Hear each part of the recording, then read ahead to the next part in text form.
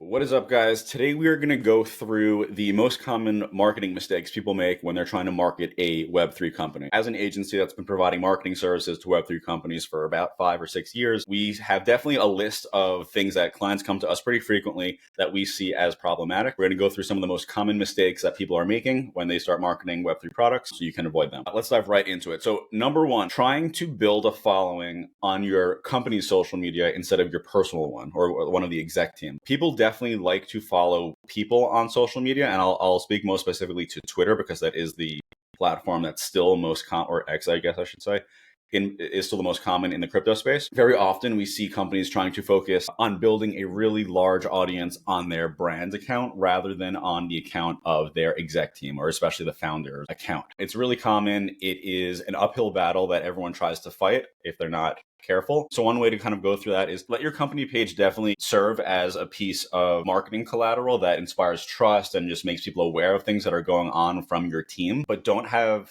the idea that you're going to build, over a period of months, go from 0 to 100,000 followers to your company page just through content. Unless you have something on the external side of marketing that's going to push towards that, it's probably not going to happen. Better ways to focus on more realistic growth that will actually turn social media into a viable acquisition channel for your company is to have your people communicate very regularly on Twitter, but once a day, post about things that they're either thinking, doing, tie it into the company, have your personal accounts kind of serve as like the cheerleaders to your company content. Have your company, post things that are going on, but have the idea in your head be that the people accounts are going to grow a lot faster and easier than the other ones. Work with a ghostwriter if you'd like. It's a service that we offer. It works well, but just have your people tweet, post every day. That's number one, trying to build a company brand on Twitter rather than a personal one or any social media. Number two is going to be ignoring SEO. So the crypto space is every space, honestly, in the marketing world is guilty of the idea that we want really, really fast,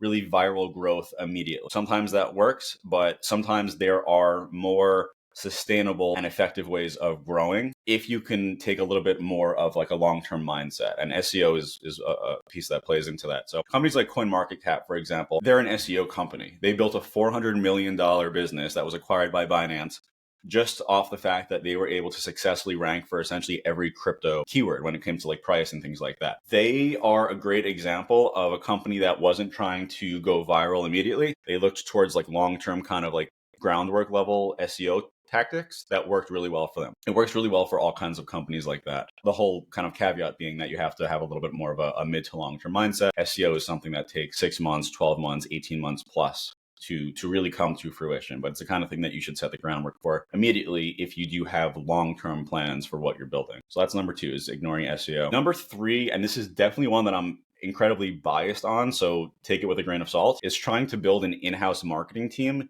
instead of just working with an agency. If you're not an experienced marketer, you've never led 12, 15, 30 person marketing teams, you're going to probably have a difficult time properly vetting, hiring, motivating, and then managing an in-house team. Even if you have like a CMO or some marketing staff, the idea that they have the level of experience and insight as an agency team would have is not necessarily the case oftentimes. On top of that, there is issues with like the level of flexibility and just the lack of, I guess, dynamic nature to working with an in-house team than working with an agency. An agency you don't like, you can fire them the next month. Typically, they have teams that are specialized in a lot of different services. Let's say you want to focus on email marketing for one quarter and that's not working out. Then you want to focus on SEO, then you want to focus on influencer marketing. Working with an agency can help both advise you on those things and then execute it. And also in a way that's really flexible and dynamic.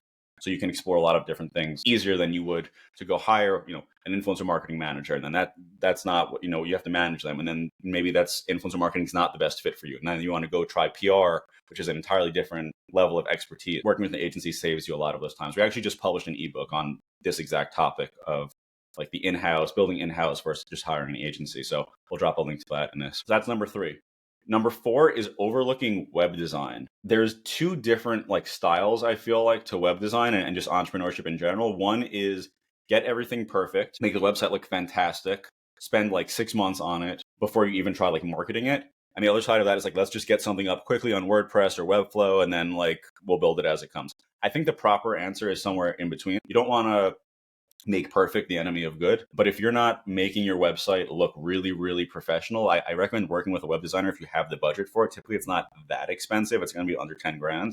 You can get a website that looks really, really good. And that's going to alleviate a lot of the friction you might have in your future marketing plans. Because if you're directing people to a page that doesn't look fantastic, they're not going to convert the way that they will if they are impressed by your website. So that's one thing to definitely pay attention to. In the sense of Web3 products and services typically being entirely digital based, your website is essentially your product. And a crappy looking site just won't convert. It's the face of your business. So that's number 4. Number 5, this is going to be based on affiliate programs. So there's 2 pieces to this one. One is not having an affiliate program if your business is the type that works well with affiliate programs. Companies and businesses that work well with affiliate programs are things like exchanges, casinos, software, and digital-based businesses. Essentially anything that someone can promote you on social media and you can incentivize them for their acquisitions. So part 1 to that is not having an affiliate program when your business shows that the business model is one that could be successful with it. The second part to that is if you do have one, paying too little. That's another really short-sighted thing. I'll see people, they want to pay like 2%, 5% of the revenue on an affiliate program. The affiliate space in Web3 and most financial industries is very competitive. An influencer is only going to pick 1 or 2 or maybe 3 affiliate programs to really push. So if you're not paying the most, then you're going to lose out to the competitors. And just the way that affiliate marketing works is it has such like network effects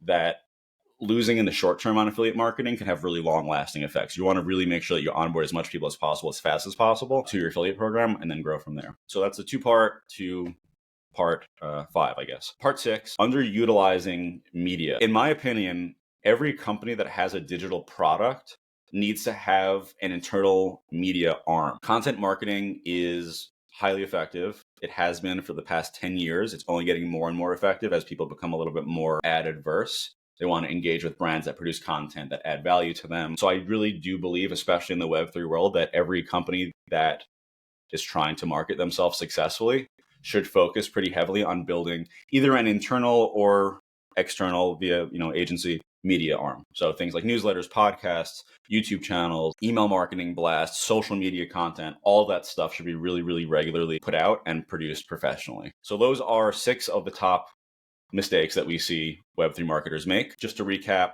number 1, focusing on company social instead of personal social. 2, ignoring SEO. 3, building an in-house team instead of working with an agency. 4, overlooking web design. 5, underfunding or not properly utilizing affiliate programs. And then 6, not building a media arm to your business. So that's going to wrap it up today. As always, if you found this episode valuable, please make sure to rate, review, and recommend, or hit the subscribe button, and we'll catch you on the next one.